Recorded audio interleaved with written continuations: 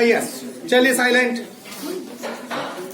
आपके मैथ्स का last topic, मुझे नहीं पता पहले आपने पढ़ा भी पढ़ा है, पर ये एक ऐसा टॉपिक है जिससे कोई भी पढ़ाने से अवॉइड करता है। इसके बाद वाले त्रिभुजों का क्षेत्रफल और बोधायन प्रमेय जो बाद वाले टॉपिक है वो इस पे हटा दिए हैं। मैं आपको बता दूंगा कौन कौन से टॉपिक हटा दिए। मैं बुक लाया था, वो कहाँ रखी मेरी?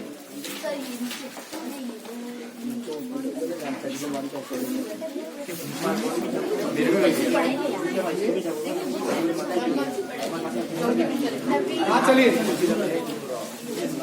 इसमें जो हटा दिया है मैं पहले बता देता हूँ आपको। देखो पेज नंबर खोलो,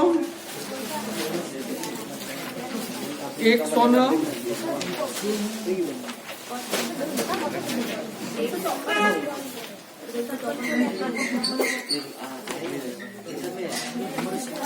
ग्यारह 11.3 तक ही आपके हैं, उसके बाद वाला पूरा हटा दिया है। 175 से लगाकर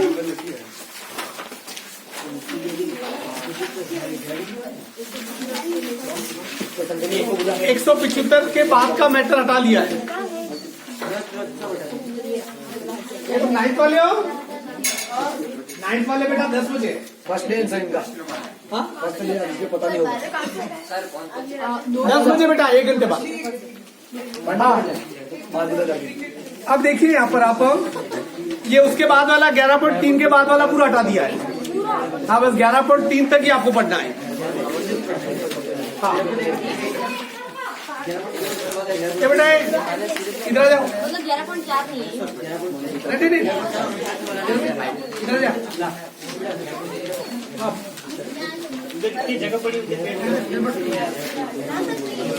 हाँ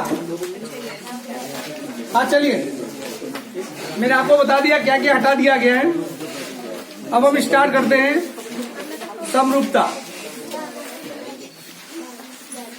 नाउ बी साइलेंट। देखिए आपकी गणित का 10th की मैथ्स का अंतिम बूथ बाकी बचा है। इसे भी आज क्या कर ले, लेट किल हिम, उसे मार देते हैं।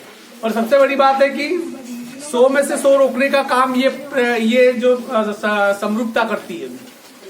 तो इसमें आप बहुत भाग्यशाली हो कि इसमें जो कठिन वाला भाग है वो हटा दिया है। बोधायन प्रमेय और ये जो है जो काफी कॉम्प्लिकेटेड प्रमेय थे उनको हटा दिया है। अब इसका मतलब ये है कि इसमें जो रहा अच्छा ही रहा है। और ये बड़ा प्रश्न पूछता है 6 नंबर का। अब बदले हुए पाठ्यक्रम में ये 8 नंबर का भी हो सकता है। आपको ये बता दूं, इसका निबंधात्मक प्रश्न ही पूछता है।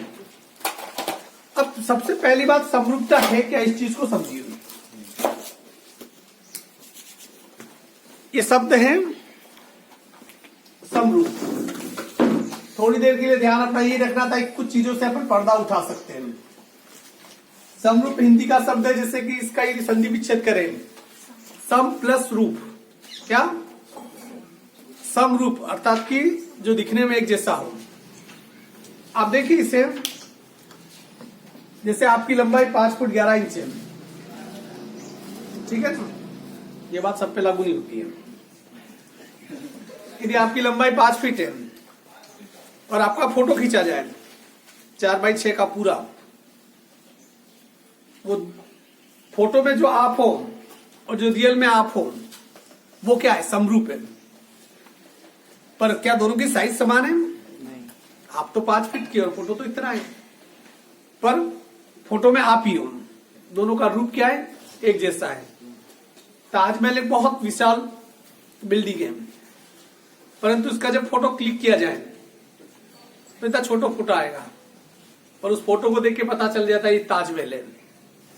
वो फोटो ओरिजिनल ताजमहल का समरूप है। एक एवरेस्ट देखो और उसका फोटो देखो। आपने कभी देखा होगा कि जैसे एवरेस्ट है, आपको क्या लगता है कि इस एवरेस्ट की लंबाई, ऊंचाई, चौड़ाई कितनी है? ये कोई फीता लेके मापने गए होंगे क्या? नहीं, वो समरूपता के सिद्धांतों के ऊपर ही उसकी ऊंचाई मापी गई है। यदि ताजमहल का एक फोटो खींच लिया जाए और उस फोटो में जितना फोटो छोटा आ रहा है उसका रेजोल्यूशन की तुलना की जाए उस ताजमहल से और उस फोटो से, तो उस फोटो को देखकर, फोटो से तुलना करके ताजमहल की एग्जैक्ट ऊंचाई कितनी है पता चल सकता है। किसी अच्छे बड़े पेड़, ऊंचे पेड़ का यदि फोटो ले लिया जाए और उस फोटो की भुजाओं की लंबाई चौड़ाई अनुपात का अध्ययन किया जाए तो बिना उस पेड़ पे चढ़े उस सब पेड़ की ऊंचाई ज्ञात की जा सकती है। तो समरूपता यहां पर काम आती है। ठीक है, दो शब्द आएंगे, एक शब्द के बारे में आप पढ़ चुके हो,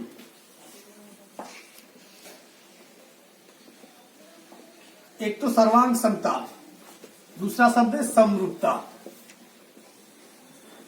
there is a difference between two words. इन दोनों शब्दों के बीच में अंतर को समझ लीजिए, नहीं तो आप दोनों को एक ही समझने की गलती कर दोगे।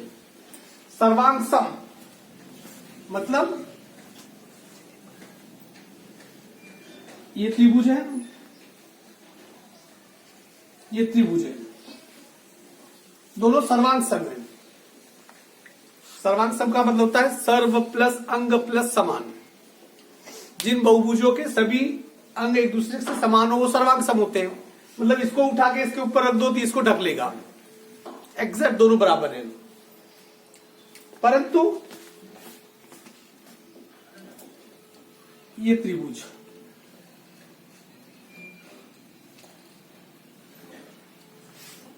ये सर्वांग सम हो सकते क्या? नहीं हो सकते हैं, पर ये समरूप है। समरूप क्यों है, इस चीज को समझिए। क्योंकि दिखने में एक जैसे ही है। दिखने में क्या है? एक जैसे हैं।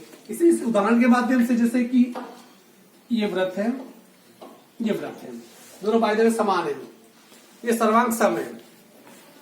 पर ये व्रत है और ये व्रत है, ये क्या है? समरूप है। क्योंकि सभी व्रत गोल होते हैं, बड़ा व्रत हो या छोटा व्रत, दिखने में तो जैसे होते हैं। दोनों की विशेषता है कि दोनों की गोलाई है, अर्थात कि ये समरूप है और ये क्या है? सर्वांग सम है। अर्थात कि थोड़ा इसको और यदि जाए, जैसे कोई वर्ग है, ये वर्ग है, दूसरा वर्ग है, ये दोनों हमेशा क्या होंगे? समरूप। क्यों होंगे? क्योंकि इसकी भी चारों भुजाएं बराबर है, इसकी भी चारों भुजाएं बराबर है। तो ये दोनों समरूप, क्योंकि दोनों वर्ग दिखने में एक जैसे होंगे, उनकी साइज क्या हो सकती है? कम या ज्यादा हो सकती है। इसी प्रकार एक समबाहु त्रिभुज है, समबाहु त्रिभुज जिसकी तीनों भुजाएं बराबर हों, और एक छोटा त्रिभुज है जिसकी तीनों भुजाएं बराबर हो। जैसे भाई मानो 10 सेंटीमीटर, 10 और 10, इसकी 3, 3 और 3। ये दोनों सर्वांग सम नहीं हो सकते, पर समरूप हो सकते हैं। क्यों हो सकते हैं? क्योंकि दिखने में क्या है? एक जैसे हैं। तो आज के इस चैप्टर में हम इन्हीं चीजों का अध्ययन करेंगे कि किस कंडीशन में कौन सी चीज समरूप होती है। इस चीज को थोड़ा आपको समझना है। आप ये 2-3 चीजों के बारे में मैं आपको बता दूं। समरूप सिर्फ वहां पर हो सकते हैं, यहां 2-3 कंडीशन में अभी आपको बता रहा हूं। जैसे कि ये समबाहु त्रिभुज है, इसके 60 डिग्री, 60 डिग्री, ये 60 डिग्री, थोड़ा तीनों भुजाएं 60-60 डिग्री है। चूंकि ये भी समबाहु त्रिभुज है तो इसके भी तीनों कोण कितने डिग्री होंगे? 60-60 डिग्री। पर इसकी भुजाएं 10-10-10 है, इसकी भुजाएं कितनी है? 5-5-5 है। अर्थात कि इन दोनों भुजाओं के बीच में यदि आप तुलना करो, जैसे A B C P Q R, जैसे ये A B upon P Q बराबर B C upon Q R बराबर C A upon R P, कितनी है ये? 10/5। अर्थात कि इस भुजा और इस भुजा के बीच में, अर्थात कि ये भुजा इससे डबल है, ये भुजा इससे डबल है और ये भुजा इससे डबल है। अर्थात कि ये समरूप किस कंडीशन में हुआ? एक तो किसी भी बहुभुज के कोण समान हो, पहली शर्त। दूसरी, उनकी भुजाओं के बीच में अनुपात समान हो। क्या हो? अनुपात समान हो। यहां 5 की जगह यदि 4 हो जाता तो क्या ये त्रिभुज और ये त्रिभुज समरूप रहता? नहीं रहता, क्योंकि इन दोनों भुजाओं का तो अनुपात समान होता, पर इस भुजा का अनुपात इन दोनों भुजाओं के अनुपात के बराबर नहीं होता। तो उस कंडीशन में समरूप नहीं होता। ये चूंकि 5 होगी तो ही क्या होगा? समरूप होगा। अर्थात कि समरूपता के लिए पहली शर्त कौन सी जरूरी है? पहली शर्त तो ये कि उन बहुभुजों का कोण समान होना चाहिए। क्लियर? दूसरी शर्त ये कि उन भुजाओं के बीच का अनुपात वो क्या होना चाहिए? समान होना चाहिए। तो जो 11.1 जो पृष्ठ वाली है आपकी है, वो सिंपल ऐसे ही आपके नॉलेज को बढ़ाने के लिए है। असली मामला तो उसके बाद से शुरू होता है। आप अपनी किताबें खोलिए 11.1।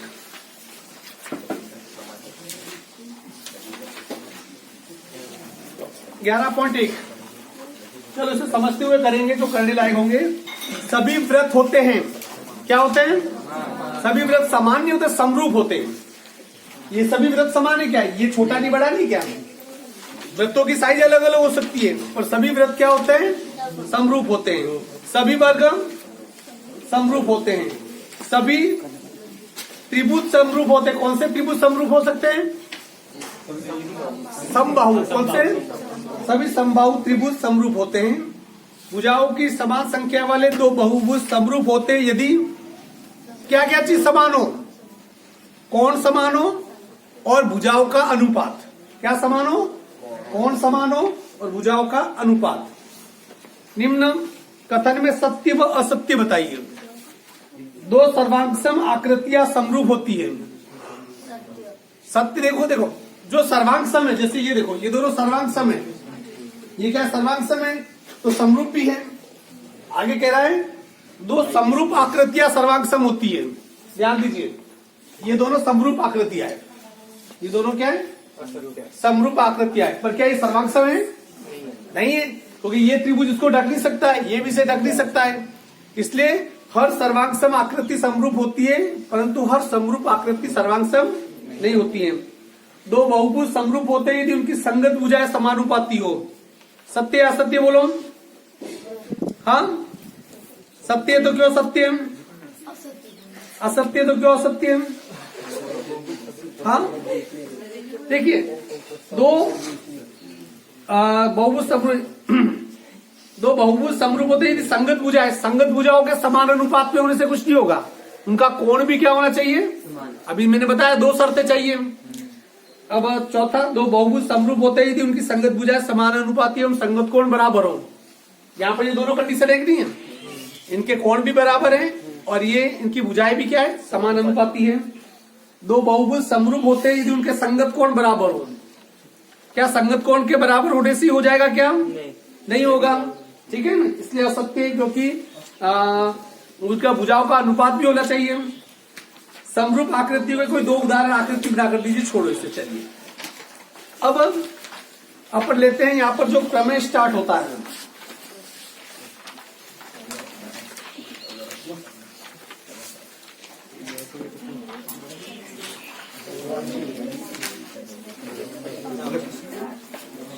थोड़ी देर बंद करो, मैं लिखता हूं।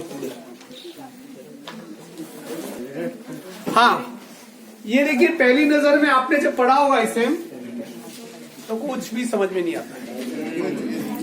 सबसे बड़ी प्रॉब्लम यही होती है। इसको थेल्स प्रमेय कहते हैं, आधारभूत प्रमेय, सानुपातिक, उसकी समरूपता की सबसे बेसिक प्रमेय ये।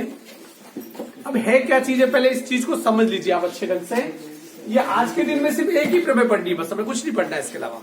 और इसी प्रमेय को कल पूरी के तरीके से तैयार होके और सीख के वापस आना है। आज का यही काम है, क्योंकि ये एक प्रमेय आपको आ गई तो इसके बाद जितनी पृष्ठ वाली है वो सभी प्रमेय आपको आ जाएगी, और इससे रिलेटेड जितने भी सवाल है वो सभी सवाल आपसे हो जाएंगे। क्लियर? पहले क्या कह रहा है देखिए, जैसे पढ़ो वैसे चित्र बनाओ। किसी त्रिभुज की एक भुजा के, किसी त्रिभुज की एक भुजा के, तो सबसे पहले त्रिभुज का है तो त्रिभुज बना दो।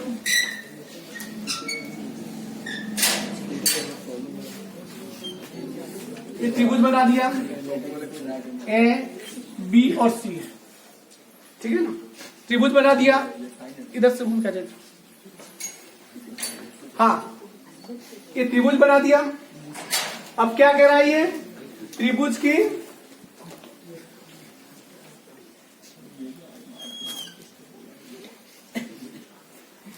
की एक भुजा के समांतर खींची गई रेखा त्रिभुज की शेष दो भुजाओं को, देखिए ये त्रिभुज है। इस त्रिभुज में कोई भी एक ऐसी रेखा की जो दूसरी भुजा के समांतर हो, मतलब कि इस भुजा के समांतर रेखा खींचने के लिए यू खींचनी पड़ेगी, यदि इस भुजा के समांतर खींचती तो यू खींचनी पड़ेगी, यदि इस भुजा के समांतर खींचती तो मुझे यू खींचनी पड़ेगी। जो कह रहा है वो देखो, एक भुजा किसी त्रिभुज की एक भुजा के समांतर, जैसे एक भुजा है तो इस भुजा के समांतर मैंने ये लाइन खींच दी। बोलोगे तो समझ में नहीं आएगा, मैं ना बोल रहा हूं तुम्हें, ध्यान रखना। ए बी सी, ये डी और ई, ये भुजा और ये भुजा दोनों क्या समांतर, ये कह रहा है। देखो सवाल में क्या कह रहा है, तुम इतना झुक झुक के तो इतना इधर क्यों नहीं मरते हो। ए बी सी एक भुजा के समांतर, जैसे कि इस किसी त्रिभुज की एक भुजा के समांतर मैंने ये रेखा खींच दी, ठीक है ना। खींची गई रेखा त्रिभुज की शेष दो भुजाओं को प्रतिच्छेद करे।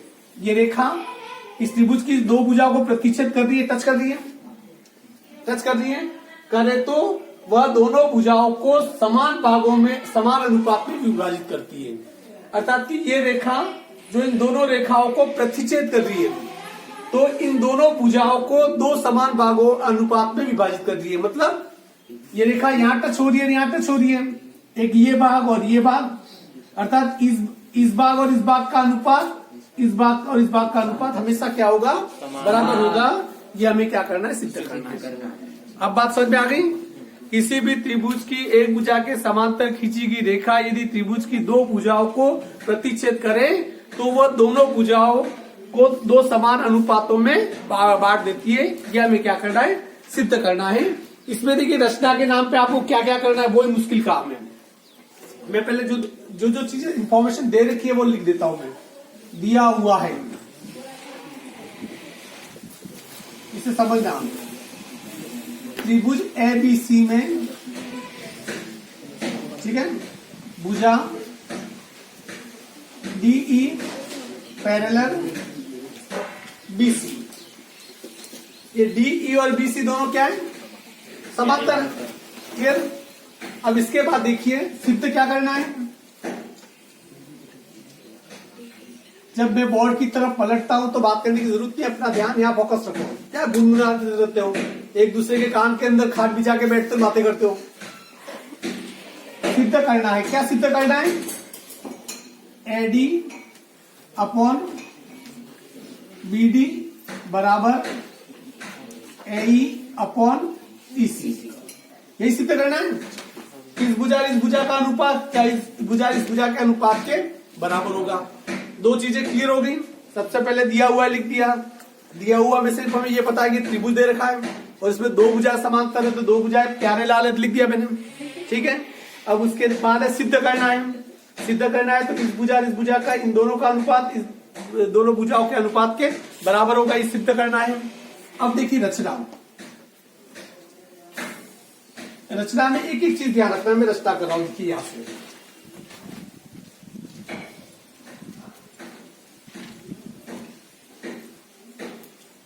ए B C D E F, ये यहां से मैंने लंब डाला, मतलब यहां कितने डिग्री का कोण बनाया, 90 डिग्री का कोण बना रहा हूं, मतलब लंब डाल रहा हूं।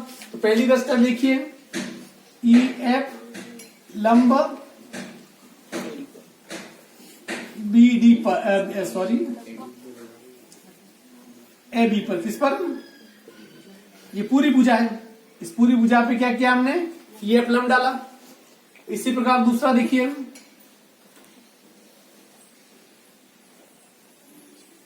ए B C D F G, क्रम से लिखो तो याद रहेगा आपको, वैसे आप अपनी मर्जी पड़े वैसे भी नामांकन कर सकते हो। अब यहां पर देखिए दूसरी रचना क्या की, डी जी लंब डाला किसके ऊपर, एसी पर, किस पर, हाँ ए नहीं, ये पूरी भुजा ही मानते इसको, एसी पर, ठीक है ना। ये हो गया। अब इसके अलावा एवं बीई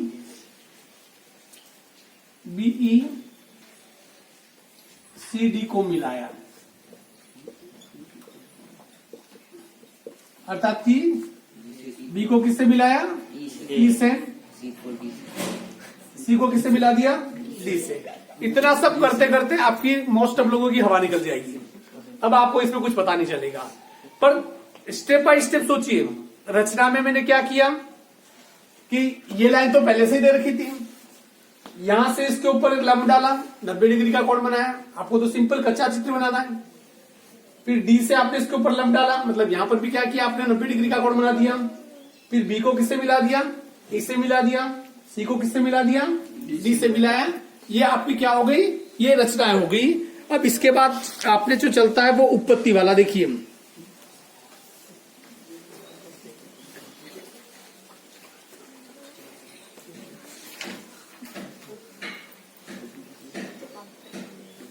हाँ चलिए उत्पत्ति देखिए। अब इसमें कैसे कैसे लेना है मैं बता दूं, पूरा करने के बाद एक फ्लो में बता दूंगा, समझ में आ जाएगा। सबसे पहले त्रिभुज एडीई का क्षेत्रफल, त्रिभुज एडीई का क्षेत्रफल। किसी भी त्रिभुज का क्षेत्रफल ज्ञात करने का सूत्र क्या होता है, 1/2 आधार इंटू ऊंचाई, 1/2 आधार इंटू ऊंचाई। यदि 90 डिग्री का कोण हो तो ये सूत्र बनेगा। इसमें देखिए ये जैसे त्रिभुज की बात कर रहा हूं, एडीई, आधार कितना है 1/2, ये आधार कितना है एडी, कितना है एडी। और किसी भी त्रिभुज में जो लंब हो, जैसे लंब है तो ये EF, ये FE या EF, ये इसकी क्या है ऊंचाई। यहां तक बात समझ में आ गई कि त्रिभुज एडीई का इसका क्षेत्रफल निकालने के लिए आपने इस प्रकार से, नहीं किसकी बात कर रहा है, सॉरी नहीं देख तो मुझे देख बेटा, ये वाला भाग, ये एडीई, ठीक है। एडी में आधार कौन सा होगा,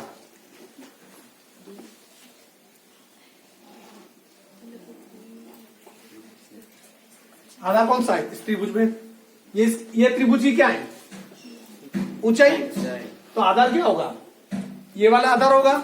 यहां पर देख ये 90 डिग्री का कोण बन रहा है, ये इसका क्या है आधार है, और ये इसकी क्या है ऊंचाई।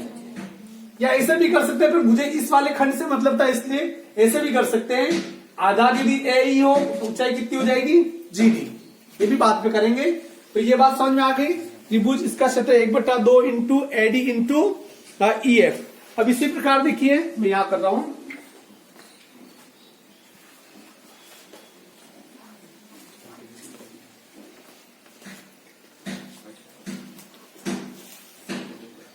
त्रिभुज DBE का क्षेत्रफल,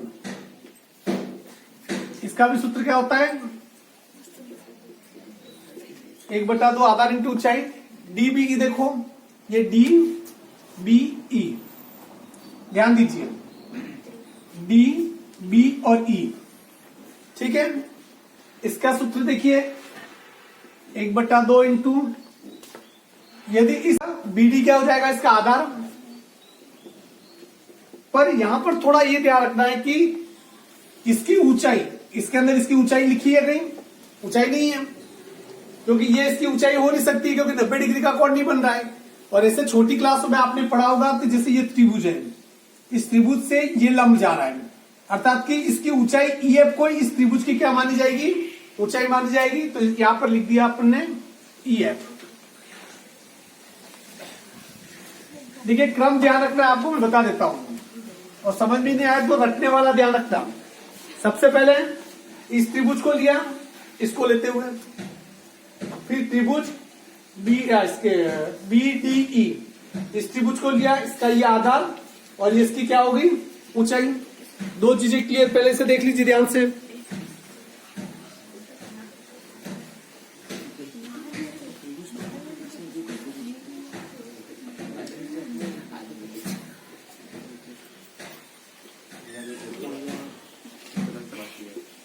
हाँ, अब देखिए इसकी और इसकी तुलना कर रहा हूं मैं।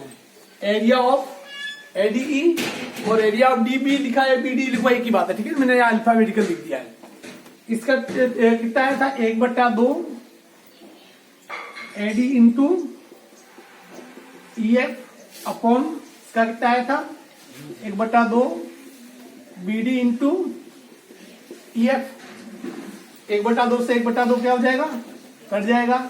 EF से EF क्या हो जाएगा, कट जाएगा। तो ये इसका मतलब है इसका क्षेत्रफल लिखने के बजाय शॉर्ट में लिख दिया है area of ADE upon area of BDE बराबर AD अपॉन BD। पहले इतना समझ लीजिए क्योंकि थोड़ा और बाकी है। पहले देखो इसे ध्यान से। हाँ यहां देखिए, इस दोनों त्रिभुजों को ध्यान से देखिए, DBE दिख रहा है, इसी प्रकार DEC, ये त्रिभुज और ये त्रिभुज, इसका आधार क्या है? एक ही है और इन दो समांतर रेखाओं के बीच स्थित है। और आपने छोटी क्लास में पढ़ा होगा, कोई भी त्रिभुज यदि दो समांतर रेखाओं के बीच स्थित हो और उनका यदि आधार भी समान हो तो उन दोनों त्रिभुजों का क्षेत्रफल क्या होगा?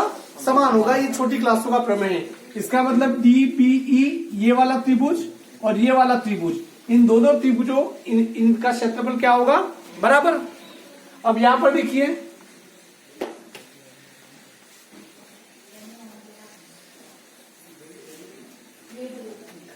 हाँ, चूंकि BD और DEC का भी क्षेत्रफल है, यहां पर हमारे क्या आया था?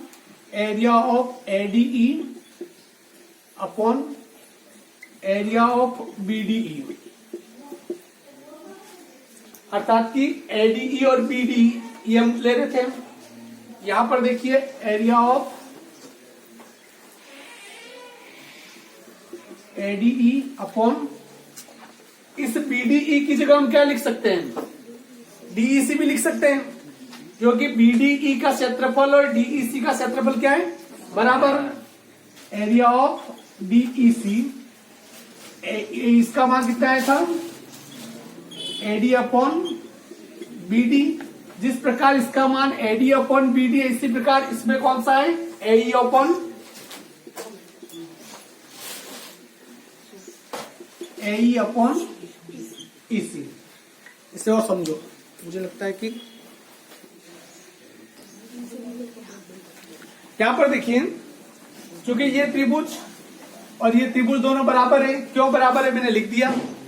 हमने अभी निकाला था एरिया ऑफ ADE और एरिया ऑफ BD बराबर कितना है? AD upon BD। Area of ADE और एरिया ऑफ BDE। अब ADE की जगह मैंने AD रख दिया और इस पहले जो BDE था, क्योंकि इसका क्षेत्रफल और इसका क्षेत्रफल समान है, तो इसकी जगह मैंने किसका मान रख दिया? यहाँ पर DEC का मान रख दिया। क्लियर? क्योंकि एरिया ऑफ AD और BD का कितना आया था? AD upon BD। और इसी प्रकार AD और DEC, ये देखो ये AD है और ये पूरा क्या? DEC। तो इसमें जिस प्रकार इसकी भुजा AD और BD आए, इसी प्रकार इसकी भुजा AE और EC। तो इसका मतलब ये हुआ कि इस त्रिभुज की इस भुजा और इस भुजा का अनुपात इस त्रिभुज की इस भुजा और इस भुजा के अनुपात के समान अनुपात होगा। इसे पूरा का पूरा आप एक बार और देख लीजिए, आपको पता चल जाएगा। आपको करना क्या है, इसे याद करने का तरीका। ठीक है, सबसे पहले आप चित्र बना दीजिए। पहला काम कंपेयर करते हुए बता रहा हूं।